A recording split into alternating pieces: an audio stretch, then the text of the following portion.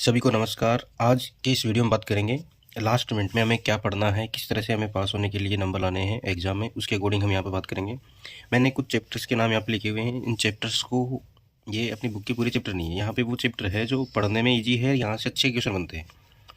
जैसे real number है, यहाँ से आपको 3 से 5 तक के क्वेश्चन मिल जाते हैं, जिसमें MCQ भी आता है। रियल नंबर में से आपको SCF और LCM वाला एक क्वेश्चन देखना है, ये 1 नंबर का आता है।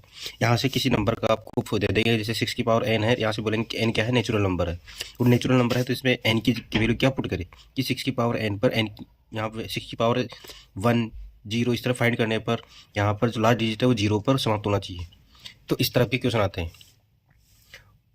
इसी चैप्टर में से क्वेश्चन आता है, जैसे कि कोई √3 है, ये अपरिमेय संख्या है, यानी कि √3 एक इरेशनल नंबर है। ये क्या है, एक अपरिमेय संख्या है, इरेशनल नंबर है। तो इसको सिद्ध करने के लिए इस तरह से क्वेश्चन आता है, ये 3 नंबर का आता है। तो इस तरह से इसमें टोटल ये 3 से 5 तक क्वेश्चन इस चैप्टर से आते हैं, मतलब 3 से 5 तक नंबर के क्वेश्चन इस चैप्टर से आपको देखने को मिलेंगे।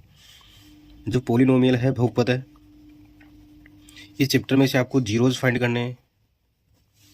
जीरोज फाइंड करने के लिए आपको जीरोज का सम और प्रोडक्ट आपको पता होना चाहिए, यानी कि जैसे कोई जीरोज का अल्फा प्लस बीटा क्या होगा और अल्फा मल्टीप्लाई बीटा क्या होगा, यानी कि -b/a और c/a। इस तरह से आपको इनका जीरोज का प्रोडक्ट और सम आपको पता होना चाहिए, ठीक है।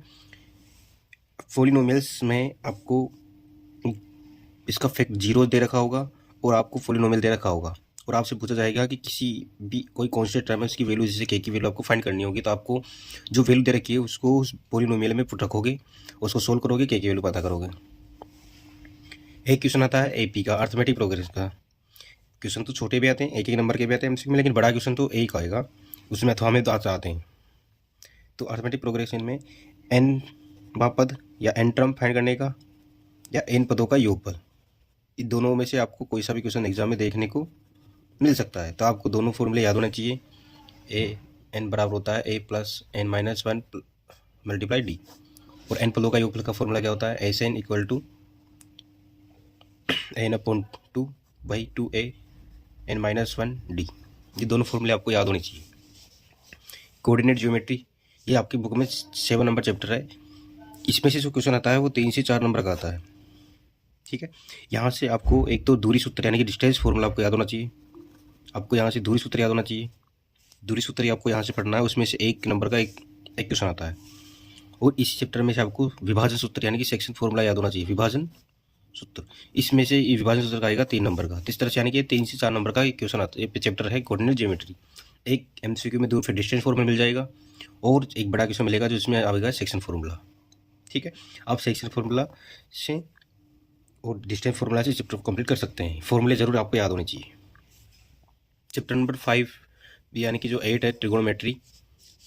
जो ट्रिगोनोमेट्री है, इसमें आपको कुछ बच्चों को ये टफ लगती है, लेकिन इसमें यह है कि इसमें आपको अगर आप जैसे साइन 30 डिग्री 60 डिग्री इनकी वैल्यू पता होगी आप, तो इस टाइप का एक क्वेश्चन आपको देखने को मिल जाएगा। छोटा है, 2 नंबर का कम से कम।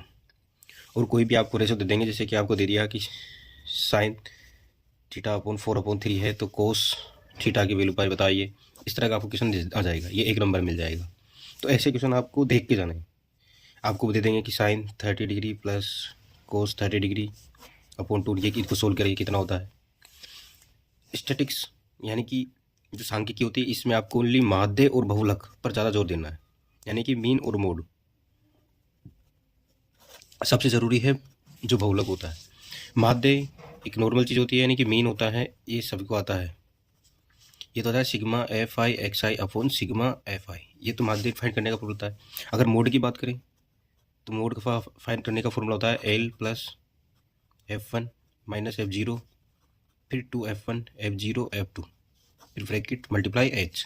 इस फॉर्मूले का यूज़ करके हम मोड फाइंड कर सकते हैं, ठीक। ऐसे हम देखेंगे यहाँ पे प्रोबेबिलिटी में आपको एक क्वेश्चन छोटा मिलेगा, जैसे MCQ में आपको देखने को आएगा, और एक क्वेश्चन बड़ा होता है, ये जो 3 नंबर का होगा, यानी कि कुल मिला के 4 से 5 नंबर की आपको चैप्टर आपको देखने को मिलेगा। यहाँ पर जो टोटल नंबर होता है उसको आप नीचे लिखेंगे। जैसे कि मैंने बोला कि एक सिक्के को मैंने एक बार उछाला, तो सिक्के को उछालते तो 2 कंडीशन मिलती है, हेड और टेल। तो जितनी भी कंडीशन होती है उसको नीचे लिखते हैं। अब मैंने बोला कि इसमें हेड आने की क्या प्रायिकता है, तो हेड कितना 1, तो 1 यानी कि 1/2।